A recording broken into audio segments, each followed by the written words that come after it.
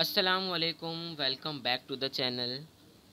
आज एक बार फिर से आ चुके हैं हम आपके लिए 9वीं जमात मज़मून तारीख़ का सबक नंबर 2, चैप्टर नंबर 2, भारत 1960 के बाद के वाक़यात। मतलब इस सबक में हम लोग सन 1960 के बाद के वाक़यात पढ़ने वाले हैं। जैसा कि मैंने आपको बताया था कि इस साल मतलब 9th में हम लोग जो है 1960 से लेकर सन 2000 तक क्या क्या हुआ, कैसे हुआ, वो सब पढ़ने वाले हैं, आज़ादी के बाद के दौर की बात। तो इस लेसन में आपको 1960 के बाद के वाक़यात बताएंगे। सबसे पहला देखिए यहाँ 1947 में भारत आज़ाद हुआ। 1950 में दस्तूर को नाफिज करते हुए भारत मुकद्दर जमहूरी मुल्क बन गया। यानी 1947 में 1947 में जो हमारा मुल्क भारत आज़ाद हो गया और 1950 में देश के कानून बनाए गए और हमारा भारत एक जमहूरी मुल्क बन गया। भारतीय समाज इज्तिमाइयत पसंद होने की वजह से यहाँ मुख्तलिफ ज़ुबानें, मज़ाहिब, नस्लों और ज़ातों के लोग क्या रहते हैं, मिलजुल कर एक साथ रहते हैं। ये सारी बातें हमें पता है। अगला, आज़ादी के इब्तिदाई दौर में मतलब शुरुआती दौर में, आज़ादी मिलने की शुरुआती दौर में मुल्क के सामने जो हालात थे वो यहाँ बताया गया है। मुआशी, सियासी और समाजी तरक्की के मसाइल हल तलब थे, है ना। मुआशी तरक्की हासिल करने और मुल्क से गरीबी दूर करने के लिए मनसूबाबंदी कमीशन और सनतकारी को इख्तियार किया गया, है ना। यानी मुल्क को गरीबी से हटाने के लिए, अमीर बनाने के लिए, मुल्क में गरीबी ख़त्म करने के लिए मनसूबाबंदी कमीशन और सनतकारी को क्या किया, ये रास्ता इख्तियार किया गया कि इस रास्ते को इख्तियार करेंगे तो मुल्क की गरीबी जो है वो ख़त्म हो सकती है। इंतखाबात की कामयाब मनसूबाबंदी और जमहूरी रिवायात पर एतमाद की वजह से हमें सियासी इस्तेकाम हासिल करना मुमकिन हो पाया। अब आगे देखिए 1960 की दहाई में 1960 में क्या क्या हुआ देखिए। 1960 में भारत के सियासी हालात पर असरअंदाज होने वाले मुख्तलिफ वाक़यात वक़ू पज़ीर हुए। मतलब सन 1960 में बहुत से ऐसे वाक़यात आए, सियासी हालात में बहुत सारे वाक़यात आए। कौन कौन से? इस साल पुर्तगालियों के कब्ज़े से गोवा, देव और दमन को आज़ाद करवाकर उन्हें भारतीय वफाक में शामिल कर लिया गया। मतलब जो गोवा, देव और दमन ये अभी भी आज़ादी के बाद भी अभी भी पुर्तगालियों के कब्ज़े में थे, तो वहाँ से पुर्तगालियों को भगाकर हमारे भारत में इन गोवा, देव और दमन को शामिल कर लिया गया। शुमाल की सरहद पर भारत और चीन के दरमियान 1950 से तनाव बढ़ रहा था। मतलब शुमाल की जो सरहद थी उस पर भारत और चीन के दरमियान 1950 से ही तनाव जो है वो बढ़ना चालू हो गया। इस तनाव के नतीजे में दोनों मुल्कों में सरहदी जंग वाक़ हुई, है ना। जो जंग सरहद पर लड़ी जाती है वो सरहदी जंग उसे कहते हैं। सरहदी जंग हुई किसके दरमियान? भारत और चीन के दरमियान। ये जंग मेक मोहन लाइन 1962 के करीब हुई। अब आगे देखिए, सबसे पहले वज़ीर आज़म आपको अंडरलाइन करना है यहाँ पर कि आज़ादी के बाद वज़ीर आज़म जवाहरलाल नेहरू ने मुल्क की क़यादत की। सबसे पहले वज़ीर आज़म पंडित जवाहरलाल नेहरू है, इसको अंडरलाइन आपको करना है। वो भारत की ख़ारजा पॉलिसी के मेमार थे। भारत की समाजी और मुआशी तरक्की में इनकी खिदमात नहायत अहमियत की हामिल है ना। ये सब तुम्हें पता है कि पंडित जवाहरलाल नेहरू ने समाजी और मुआशी हर चीज़ में तरक्की। 1964 में पंडित नेहरू का इंतकाल हो गया। इनके बाद लाल बहादुर शास्त्री भारत के वज़ीर आज़म बने। तो अब दूसरे वज़ीर आज़म कौन बने? लाल बहादुर शास्त्री। इसके ऊपर भी आपको अंडरलाइन, ये नाम को भी आपको अंडरलाइन करना है। आगे देखिए, इनके अरसे कार में, अरसे कार बोलते हैं मतलब कि अरसे कार कहेंगे मतलब उन्होंने जब तक हुकूमत की, उनके राज में जब तक भारत था, है ना, उनके निगरानी में जब तक भारत था, उनके अरसे कार में भारत और पाकिस्तान के दरमियान कश्मीर के तनाज़े पर 1965 में जंग हुई। सोवियत रूस ने दोनों मुल्कों के दरमियान मुसालहत की कोशिश की, है ना। लाल बहादुर शास्त्री ने जय जवान जय किसान का नारा दिया, जिसके ज़रिए उन्होंने भारतीय किसानों और फौजियों की अहमियत को उजागर किया। 1966 में ताशकंद में लाल बहादुर शास्त्री का इंतकाल हुआ। अब कौन बनी? 1966 में इंदिरा गांधी मुल्क की वज़ीर आज़म बनी। इंदिरा गांधी पर अंडरलाइन कीजिए आप लोग। इनकी क़ुव्वत फ़ैसला काबिल तारीफ़ थी। बैंकों को कौमियाना और रियासतों की तनख्वाहें बंद करना जैसी हिकमत अमलियों के दौरे रस नताइज हुए। इनके दौरे इक़्तिदार में पाकिस्तानी आमरीत के ख़िलाफ़ मशरक़ी पाकिस्तान में एक बड़ी तहरीक का आगाज़ हुआ। इस तहरीक की क़ियादत मुजीबुर रहमान की मुक्ति वाहिनी कर रही थी। मशरक़ी पाकिस्तान के तनाज़े का असर भारत पर भी पड़ा, क्योंकि वहाँ से बेशुमार मुहाजिरीन भारत आए। ये थी 1960 तक की बात। अब आता है 1970 की दहाई में क्या क्या हुआ। 1970 में 1971 में भारत और पाकिस्तान के दरमियान जंग हुई। किसके दरमियान? भारत और पाकिस्तान के दरमियान जंग हुई, जिसके नतीजे में बांग्लादेश जो है वो वजूद में आया। इस लाइन को भी आपको अंडरलाइन कर लेना है। इस अमल में वज़ीर आज़म इंदिरा गांधी की मजबूत क़ियादत का अहम किरदार था। पूरा अमन मकासद के लिए एटमी ताकत के इस्तेमाल की पॉलिसी के एक हिस्से के तौर पर भारत ने 1974 में राजस्थान के पोखरन में ज़ेर ज़मीन की कामयाब एटमी जांच की। यहाँ पे आपको अंडरलाइन करना है 1974 से जांच की यहाँ तक। फिर 1975 में सिक्किम के अवाम ने भारतीय वफाक की शमूलियत के हक़ में राय दी। अगला पन्ना देखिए, अगला सफ़ा के मुताबिक सिक्किम को भारतीय वफाक में रियासत का दर्जा हासिल हुआ। पहले जो सिक्किम था वो भारत की रियासत का दर्जा उसे हासिल नहीं था, फिर वो भारत की रियासत बना। ये सब किसके निगरानी में हो रहा है? इंदिरा गांधी की। अभी इंदिरा गांधी का जो है वो सियासत है। इस दहाई में भारत में सियासी अदम इस्तेकाम पैदा हुआ, यानी सियासी जो हालात थे वो ठीक नहीं हुए। 1974 में इलाहाबाद हाई कोर्ट ने फैसला सुनाया कि वज़ीर आज़म मोहतरमा इंदिरा गांधी ने इंतखाबात की तशहीर में सरकारी निज़ाम यानी मिशनरी का गलत इस्तेमाल किया है। इसके मुखालिफत में मुल्क गिर हड़ताल और मजम्मत की गई। इसी दरमियान जयप्रकाश नारायण की क़ियादत में तहरीक शुरू हुई, जिसकी वजह से हालात मज़ीद पेचीदा हो गए। मुल्क में कानून और नज़्म व नस्क की सूरत हाल अबतर हो गई और हुकूमत ने दस्तूर में दर्ज एमरजेंसी से मुतालिक कानून का इस्तेमाल करते हुए मुल्क में एमरजेंसी नाफिज कर दी। एमरजेंसी की वजह से भारतीय निज़ाम कानून और नज़्म व नस्क में बाकायदगी आई, लेकिन इसी के साथ इंसानी हुकूक की खिलाफ वर्जी भी हुई। कौमी एमरजेंसी का ये दौर 1975 से 1977 तक कायम रहा, जिसके बाद आम इंतखाबात मुनक़िद करवाए गए। मतलब इनका कहना था कि सरकार, इनका इलाहाबाद हाईकोर्ट का कहना था कि वज़ीर आज़म मोहतरमा इंदिरा गांधी ने जो है मिशनरी में जो है उसका गलत इस्तेमाल किया है, जीतने के लिए गलत इस्तेमाल किया है वोट का। तो इसके लिए पूरे मुल्क में जो है हड़ताल होना शुरू हो गए, जिसकी वजह से हालात पेचीदा हो गए। इसलिए सरकार ने जो है इमरजेंसी नाफिज कर दी कि इमरजेंसी नाफिज की। और ये कब से कब तक कहा? 1975 से 1977 के दरमियान। इसको भी अंडरलाइन कर लेना है आप लोगों को। दैन आता है इमरजेंसी के पस से मंजर में हज़ब मुखालिफ की मुखालिफ जमातों ने मुत्तहिद होकर जनता पार्टी कायम की। इन इंतखाबात में नई कायम शुदा जनता पार्टी ने इंदिरा गांधी की क़ियादत वाली कांग्रेस को ज़बरदस्त शिकस्त दी, है ना। यहाँ पर इंदिरा गांधी की जो है वो कांग्रेस की जो हार हुई, किसने हराया? जनता पार्टी ने। फिर मुरारजी देसाई वज़ीर आज़म बने। इसको भी आपको अंडरलाइन करना है। इंदिरा गांधी के बाद मुरारजी देसाई।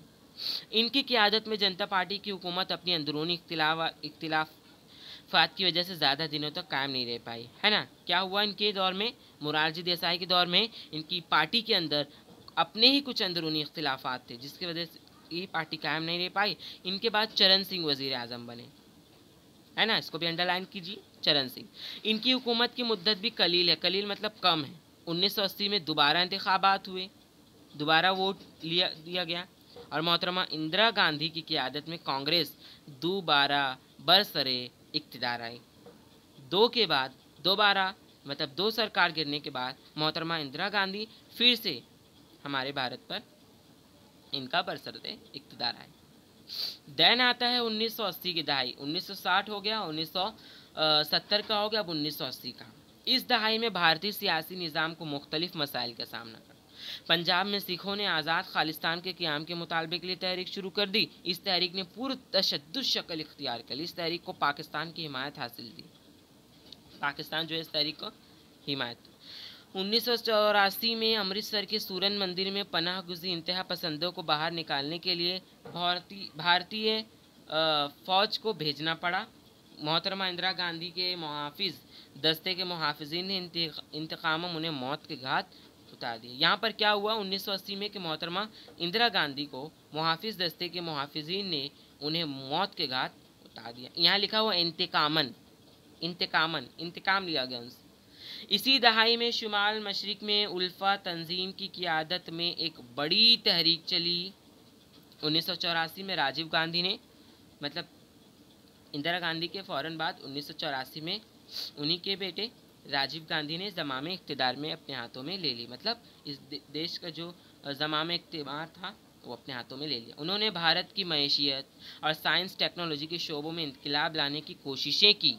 श्रीलंका की तमिल अक़लियतों के मसले के हल के लिए उन्होंने पहल की। उन्होंने तमिल फ़िरके को मुल्क के अंदरून में खुद मुख्तारी के ज़रिए मुत्तहदा श्रीलंका के तसव्वुर की हिमायत की थी, लेकिन इनकी कोशिशें बारावर साबित नहीं हुई। दैन आता है यहाँ पर दिफाई इस्लाह और खुसूसन बोफोर्स कंपनी से तवील फासलों की तोपों की ख़रीदारी के सिलसिले होने वाली बदउनवानी के मामले, इन पर कड़ी तनकीद की गई है ना। इन पर इल्ज़ाम लगाया गया, इन पर बदउनवानी लगाई गई है ना, और इन पर जो है कड़ी तनकीद की गई। इस अहद में सियासी बदउनवानी एक अहम इंतखाबी मौजू बन गया और आम इंतखाबात में कांग्रेस को शिकस्त का सामना करना पड़ा। फिर कांग्रेस को जो है वो आम इंतखाबात में फिर कांग्रेस की हार हुई, फिर कांग्रेस की शिकस्त हुई, फिर कांग्रेस को हारना पड़ा। इसके बाद मुख्तलिफ सियासी जमातें मुत्तहिद हुई और जनता दल के विश्वनाथ प्रताप सिंह भारत के वजीर आज़म बने। इसको भी अंडरलाइन करना है, विश्वनाथ प्रताप सिंह भारत के क्या बने? वजीर आज़म बने। सियासी जमातों के अंदरूनी इख्तिलाफात की वजह से वो ज़्यादा अरसे तक वजीर आज़म बरकरार नहीं रह सके, है ना। इनके भी अंदरूनी के इख्तिलाफात थे कुछ, जिसकी वजह से ये वजीर आज़म नहीं रह पाए। फिर 1990 में चंद्रशेखर भारत के वजीर आज़म बने। इनकी हुकूमत भी ज़्यादा अरसे तक नहीं रही, 1990 में बने और 1991 में इंतखाबात की तशहीर के दौरान श्रीलंका की LTT नामी तंजीम ने राजीव गांधी को कत्ल कर दिया। 2004 में अदालत ने बोफोर्स मामले में राजीव गांधी को बेगुनाह करार दिया। 1980 की दहाई के आखिर में जम्मू और कश्मीर में बेचैनी का आगाज़ होता दिखाई दिया। ये मसला पेचीदा होता चला गया और इसने इंतहा पसंदी की शक्ल इख्तियार कर ली। यहाँ की शिद्दत पसंदाना कार्रवाइयों की वजह से कश्मीरी पंडितों को वहाँ से हिजरत करना पड़ा। दैन आता है 1991 के बाद की तब्दीलियाँ। 1991 में क्या तब्दीलियाँ हुई? न सिर्फ भारत बल्कि सारी दुनिया की तारीख में 1991 का साल अहम तब्दीलियों का साल साबित हुआ, है ना। 1991 में क्या हुआ? सिर्फ भारत का नहीं बल्कि पूरी दुनिया में एक अहम साल साबित हुआ। सोवियत रूस का शिराजा मुंतशिर हो गया, है ना, और दुनिया में जारी सर्द जंग का खात्मा हो गया। भारत में PV नरसिम्हा राव की क़यादत में सरकार ने मुल्की मईशत में कई तब्दीलियाँ की, है ना। PV नरसिम्हा राव आ गए, इसके बाद इसको भी अंडरलाइन कर लीजिएगा। इसी ज़माने में अयोध्या में राम जन्मभूमि और बाबरी मस्जिद के तनाज़े ने शिद्दत इख्तियार कर ली। कब? 1991 में। 1996 से 1999 के अरसे में लोकसभा में किसी को भी वाहिद सियासी जमात को अक्सरियत हासिल नहीं हो पाई। इसलिए इस अरसे में कई वजीर आज़म इक़्तिदार में आए, जिनमें अटल बिहारी वाजपेयी, HD देवगौड़ा और इंदर कुमार गुजराल शामिल है। इसको भी अंडरलाइन कर लें। आखिर 1999 में भारतीय जनता पार्टी की क़ियादत में कौमी मुत्तहदा महाज की हुकूमत बरसरकेर इक़्तिदार आई और अटल बिहारी वाजपेयी भारत के वज़ीर आज़म बने। कौन बने? अटल बिहारी वाजपेयी। कब बने? 1999 में। अब देखिए अटल बिहारी वाजपेयी के काम।